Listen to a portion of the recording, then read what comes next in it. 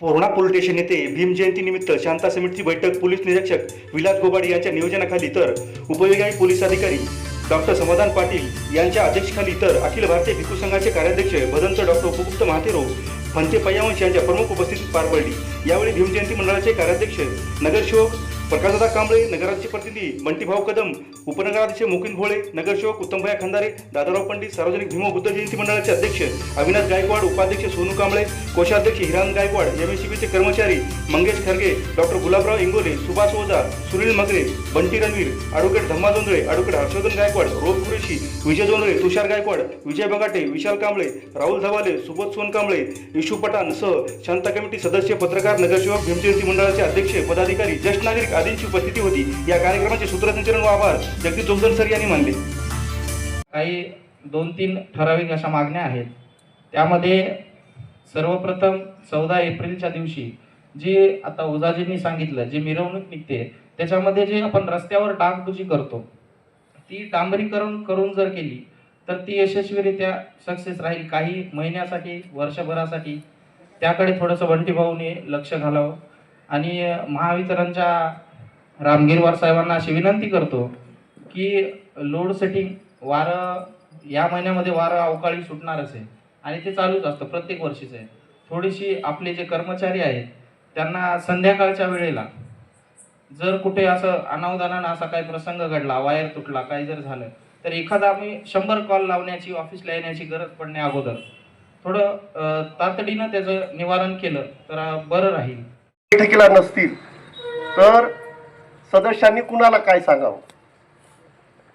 Police प्रशासनाचा विषय फक्त बंदोबस्ताचा आहे, ते त्यांची औपचारिकता हे पार पाडतात।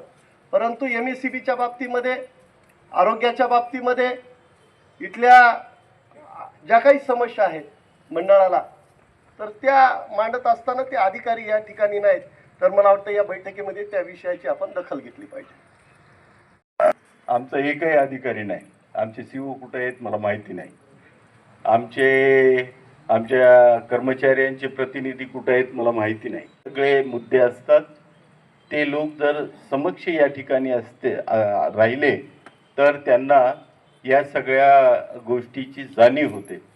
परंतु घरी बसून जर मीटिंगा जर अटेंड करत असतील तर त्यांना या गोष्टीची जाणीवच नसते।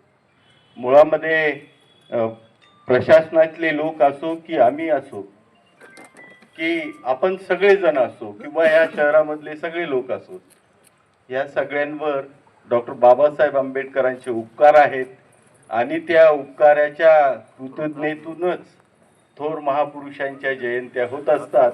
त्यामध्ये डॉक्टर बाबासाहेब आंबेडकर टॉपवर आहेत की ज्यांच्या जयंती करा कुणाला म्हणावी लागत नाही किंवा जयंती आहे तयारी करा असंही कुणाला सांगावं लागत नाही। जयंती होत असताना आम्ही काय तयारी करतोय हे पाहण्यासाठीच प्रशासन असतं। आता या ठिकाणी प्रथम जी मांडणी केलेली आहे, सूचना मांडलेली आहे ती रस्त्यावरच्या अडथळ्यांची, ती जयंतीच्या निमित्तानं असो किंवा अन्य कुठल्याही निमित्तानं असो, जी जयंतीचा मार्ग जो आहे तर तो मार्ग जसं सुबोधनी सांगितलं त्याप्रमाणे आपण फक्त ते डागडुगी करून नाही जमणार। तर सिमेंटचे जिथं रस्ते आहेत त्या ठिकाणी सिमेंटचा जो हे केलेला छट जे आपण टाकतो त्या मिक्सचर रेडीमेड मिक्सचरद्वारे जर खड्डे बुजवले तर मला असं वाटतं की 1-2-3 दिवसाचा वेळ आहे। या 2-3 दिवसाच्या वेळेमध्ये हे खड्डे बुजवले जाऊ शकतात। या ठिकाणी आदरणीय बंटी भाऊ आहेत, त्यांनी या सूचनेकडे लक्ष द्यावं आणि आमचे सन्माननीय जे मुख्य अधिकारी आहेत त्यांना या बाबतीमध्ये गांभीर्यानं सांगावं की तुम्ही थोडंसं लक्ष घाला। दुसरी गोष्ट, जयंतीच्या अथवा स्टेशनच्या पाठीमागचं अतिक्रमण निघालेलं आहे, शहरातलं कधी निघतंय आणि का थांबलं हा एक प्रश्न आहे। त्या विषयात मी येत नाही कारण तो विषय खूप लांब आहे आणि तो निघणारच आहे, तो विषय काही थांबणारा नाही। हे एवढी सुंदर आपली मस्जिद बनलेली आहे आणि एक अत्यंत सुंदर टावर त्या ठिकाणी बनत आहे आणि त्याच्या समोर असे पानटपऱ्यासारखे अतिक्रमण झालेले आहेत। लोकांना असं वाटतं की ही सगळी मुस्लिम समाजाची जागा आहे. हे लोकांना वाटतं की आम्ही पोट भरू लागलो, आमच्यावर काहीतरी हे अरिष्ट संकट आलेलं आहे असं वाटतं. पण त्यांना जे काय वाटायचं ते वाटो, मुस्लिम समाजालाही काय जे वाटायचं ते वाटो, जे धारक आहेत त्यांना काय वाटायचं असं ते वाटो. मी नगराध्यक्ष साहेबांना विनंती करणार आहे की अडथळे निर्माण करणारे जेही अतिक्रमण असतील ते मग कुणाचेही असो, ते पहिल्यांदा काढून टाका. जे अडथळे निर्माण करणारे काढत असताना जे उपद्व्याप करणारे लोक आहेत, मग तो नगरसेवक असो की साधा नागरिक असो, त्याच्यावर गुन्हे दाखल करा, त्याला सोडू नका.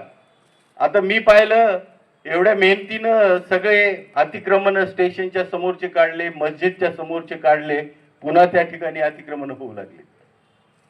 दखल घ्यायला सांगा आपल्या कर्मचाऱ्यांना की भविष्यामध्ये त्या ठिकाणी पुन्हा अतिक्रमण होणार नाही, याची दखल. काय अतिक्रमणाची सुरुवात जी होते ती त्या अशा ताटव्यापासून, एखाद्या गाड्यापासून अशी होते. मी प्रशासनाला, नगरपालिकेच्या प्रशासनाला विनंती करणार आहे कि हम पेट भर रहे साहब, हम क्या ये क्या जागा काबीज कर रहे क्या, असं म्हणणारे धारक त्या ठिकाणी असतात. कृपया माझी विनंती आहे की ते गाड्यासहित एकदा जप्त करा. दंडात्मक कार्यवाही झाली की पुन्हा कोणी धाडस करत नाही. त्या सगळ्या संस्थेमध्ये सुद्धा डॉक्टर बाबासाहेब आंबेडकरांची जयंती झाली पाहिजे, या दृष्टीनं आपल्याला काही करता येईल का? त्या दृष्टीनं पत्रव्यवहार म्हणा किंवा शांतता आपले सॉरी जे काही आपले जयंतीच्या मार्गामध्ये काय आपल्याला अडथळे आहेत त्या निमित्तानं बैठक लावलेली आहे. बऱ्याच सूचना आज घेतलेल्या आहेत आणि आम्ही अधिकाऱ्याच्या बी बैठक लावून अधिकाऱ्याला बी सांगितलेलं आहे की जिथं जिथं पोलवरचे लाईट बंद आहेत ते अगोदर व्यवस्थित चालू करून घ्या. आणि लाईट पण मागून घेतली दादा, सगळे टोटल लाईट मागून घेतलेली आहे. आपले स्वच्छता जे हे आहे साहेब पारवे साहेबाला बी मी सांगितले की बाबा जे बी ते रोडवर ज्या हे येतं कचऱ्याचे ढिगं असो नाही तर कोणाच्या बांधकामाचे असो हे काढून घ्या लवकरात लवकर. त्या लोकांची वाट न बघता आपण आपल्या नगरपालिकेतर्फे JCP आणि 2-3 ट्रॅक्टर किरायानं लावून ते अगोदर उचलून घ्या. हे टॉयलेटचा त्या टॉयलेटचा विषय मी आज हे पारवे आहेत इथं बसलेले पारवे त्यांना अगोदर हे करून टाका, त्याला लॉक लावून टाका, सील करून टाका. सर्वांना जयंतीनिमित्त ॲडव्हान्समध्ये मी शुभेच्छा देतो आणि माझे 2 शब्द